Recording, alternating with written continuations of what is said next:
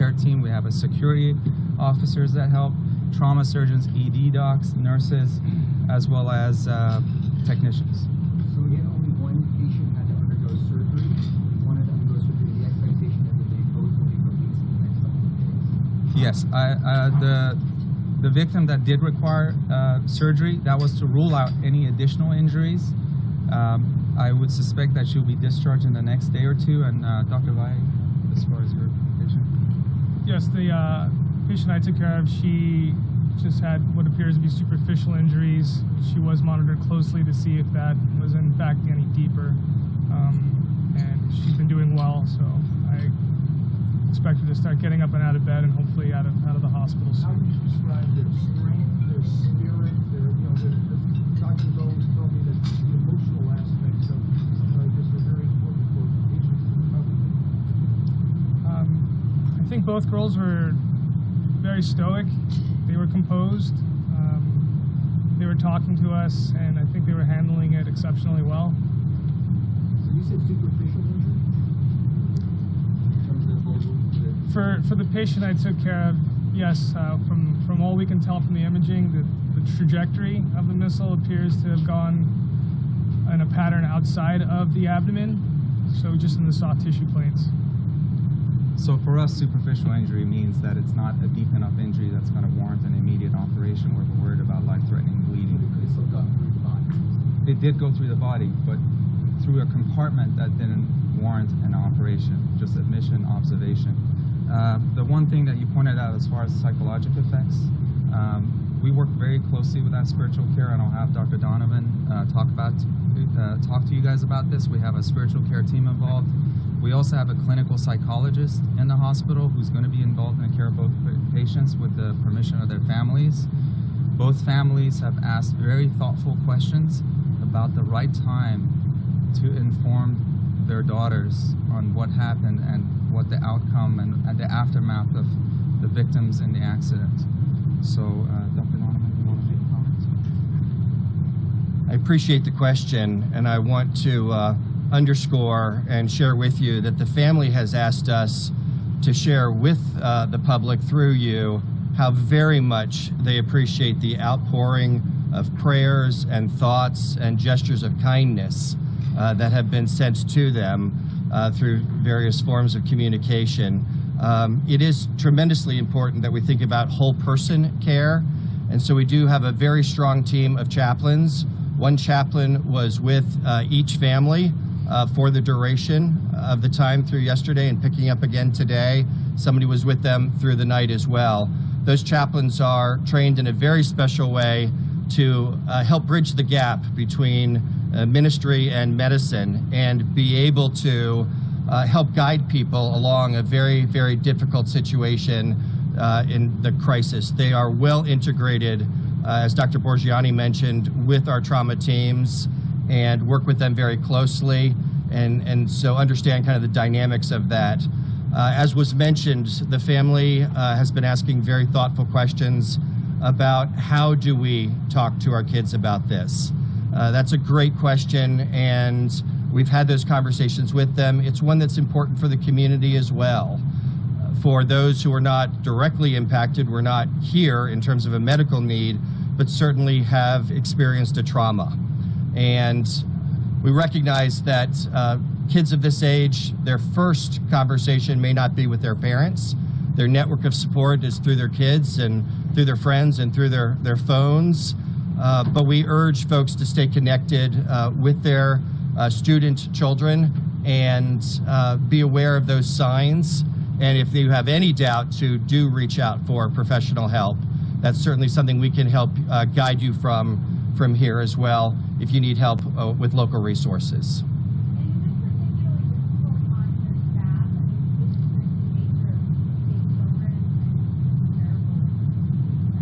Yeah, the question was, is this particularly difficult for our staff?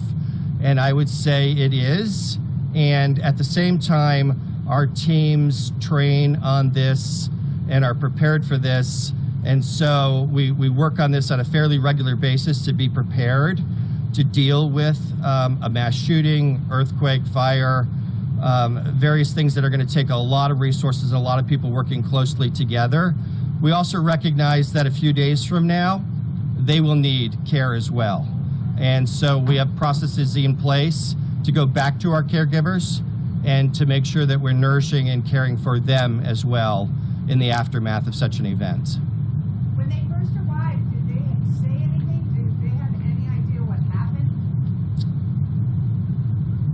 I'm going to say yes, and I want to tie it into an image that was powerful for me. When the first helicopter landed and the mother was with the patient, she was immediately joined on the helipad by one of our chaplains.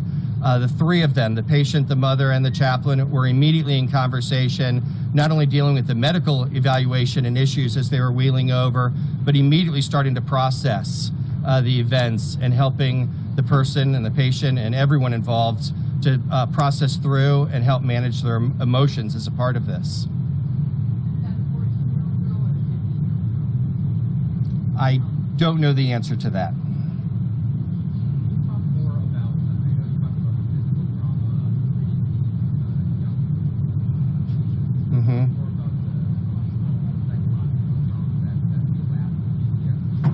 Absolutely. I'll start by saying I'm not a specialist or a counselor, but in terms of the training of the chaplains, we recognize that there are certain communal covenants. One of those, it's an implicit understanding that our kids will be safe at school. And when one of those covenants, one of those kind of implicit beliefs is broken, it violates our sense of safety for the world. And so there needs to be intentional work to recognize that while this is not an isolated incident, sadly, it is not a daily incident either. And to start to work with the person, not immediately, because they have enough things going on in the immediate, but over time to integrate this experience into their life. I would suggest that there are triggers that can happen. And so, for example, somebody who might have been in the Las Vegas shooting or affiliated with it, an event like this can start a new process of grieving that requires support and possibly professional help.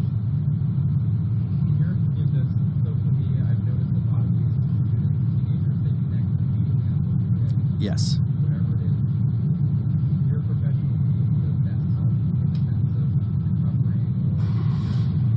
I believe it does. The social media is how many of kids today communicate with their friends. They might have a fairly in-depth conversation over text messages, but that is their go-to method of communication. There's no reason to change that and try to substitute something else.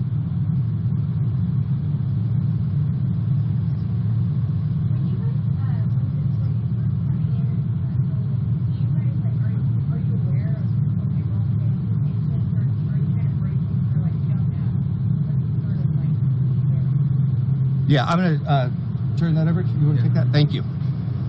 So we're very fortunate to have an organized trauma system here in the United States, more importantly in LA County.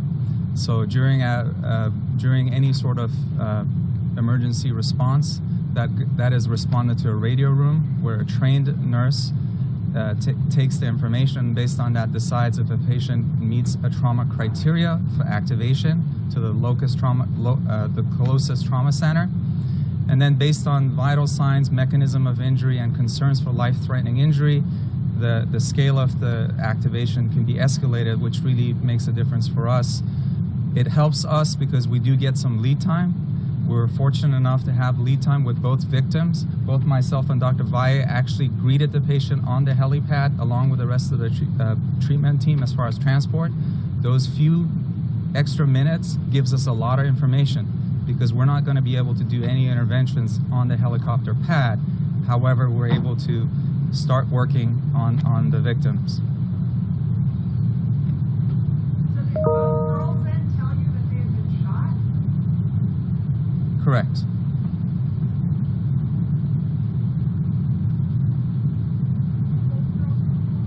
These two girls know each other or know any of the other victims? So the question is, do both the girls know each other? Yes, they do. Because once we were done with the initial treatment, initial evaluation, and both patients were felt to be stable, both were sitting up with their families in the room, They were conversating with each other. Did they know the shooter or any of the other victims? We weren't given any information on that, and we really were focused on taking care of them. You had a question? No, only one trauma victim was flown in, the 15-year-old that required the procedure, that required the operation. She was flown in. The other victim was brought in by ambulance. Have they been updated on the other victims, or do they know anything about? That's a great question. Have they been updated? We have not commented to them about what's been going on with the other victims involved in the shooting. Families were very thoughtful. They asked immediately when is a good time to tell them, and that's when we rely with that spiritual team and also with that clinical psychologist. To be honest with you, in my opinion, it's not a professional opinion, there is no right answer, there is no perfect time, but kids know, as Dr. Donovan pointed out, you have social media, kids do talk, and most oftentimes they know, these are young adults, they know before you tell them. So the sooner you tell them, the better it is, because unfortunately there is going to be a grieving involved in this incident. And it's not just for the victims themselves and their families, but anybody that's at that school, and that's the reality. In this day and age, there is a psychological effect in school, and that is, in the 1960s, it was air raid drills because we worried about the atomic bombs from the Soviet Union potentially attacking us. And now we have to probably start doing drills for active shooter and potential mass casualties. And that's the reality, and that does bring in a profound psychological effect on the parents and students, because on a day-to-day basis, you don't know what's going to happen.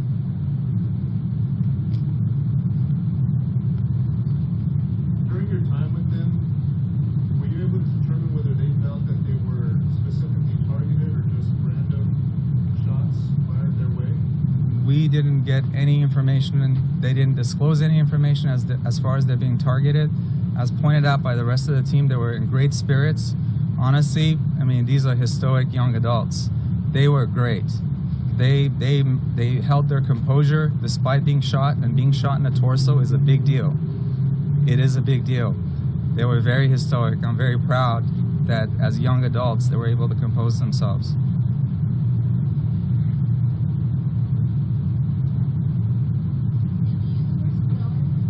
Yes.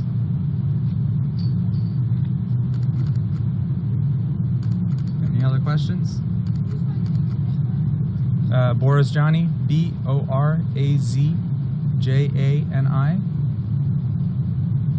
Doctor, just to recap here, she's 18-year-old with a lot of helicopter and just underwent surgery. Correct. She did undergo surgery, but that was part of what we call a diagnostic workup. There was concern that the trajectory of this bullet could have potentially violated the intra-abdominal cavity and potentially caused injury to intra-abdominal organs. CT scans are accurate, but they're not entirely 100% accurate, and given the trajectory, we felt that it was prudent to do additional workup by putting in a camera through her intestine to make sure the lining of the intestine was intact, and also putting a camera inside the abdomen to evaluate the bullet track. Additionally, we were able to actually retrieve the bullet, even though it was a pretty deep bullet.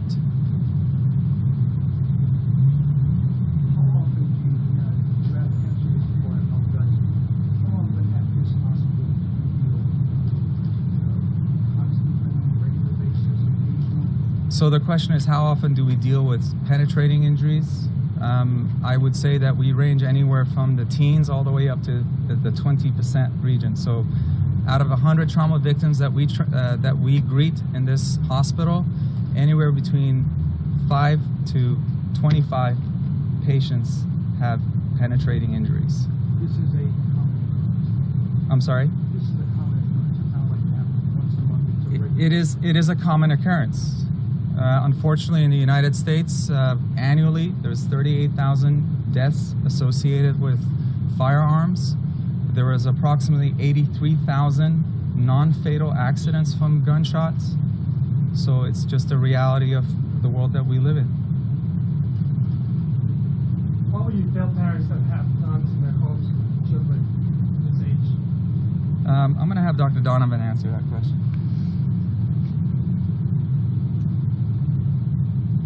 I think that's probably beyond the purview of Providence publicly. I certainly would believe that anyone involved with this would urge safe handling and care and caution to make sure that we do everything in our capability to avoid such incidents.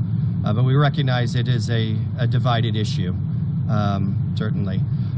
I do want to ask Dr. Borgiani if he would make one more comment. We do a lot of work in the community to try to prepare for such incidents. And I would ask him if he would just say a brief word about our commitment, not only here at the hospital, but in the community ahead of time. I'm sorry, and just following up, like you said, it's Please. a divided issue, but you see the aftermath. So how do you respond to that? I have strong feelings about it on a personal level, but Providence itself has, I'm not aware that there's an official stance on that. It is a tragedy, and we do see it firsthand.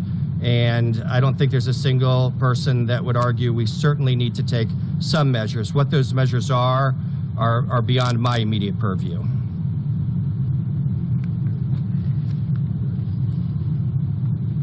So in my mind, when we look at what the tragic events that's happened, it's a complex problem. It's a problem of access to firearms, behavioral health, a culture tolerant of aggression, and the reality is it's an unacceptable public health problem. We have done a great job as a country when it comes to systematically reducing trauma deaths. So trauma deaths from motor vehicle accidents over the last 20 years have decreased by 27%. And I would urge lawmakers, health organizations, professional organizations to work together to come up with this complex problem. That problem really involves having research, innovation, technology, and cooperation. And there is many metrics involved, and it's not just as simple of having guns or not having guns. Going back to some of our efforts, for us, the most important part is being prepared for this kind of an incident. There's a lot that goes into this. Local trauma centers are involved in disaster management. We urge all local hospitals to get involved because there are trauma courses available through some of the local universities that allow those systems to practice and drill down for preparedness. Through our efforts, especially here at Holy Cross, we participate in a campaign through the American College of Surgeons called Stop the Bleed. You can look it up on stopthebleed.org. Our focus here is to teach civilians how to address life-threatening hemorrhage, how to recognize it, how to ask for help, and how to temporize things before emergency medical services arrive. I'm proud to say that Providence Holy Cross to this date, since starting the program in June of last year, has trained over 748 people. These are students, student nurses, we're talking colleges, we're talking churches, we're talking even a nightclub that we worked with as far as educating their staff on learning about stopping hemorrhage. This is, in actual fact, we did have a Stop the Bleed course at one of the local hospitals, local high schools yesterday while this accident was happening.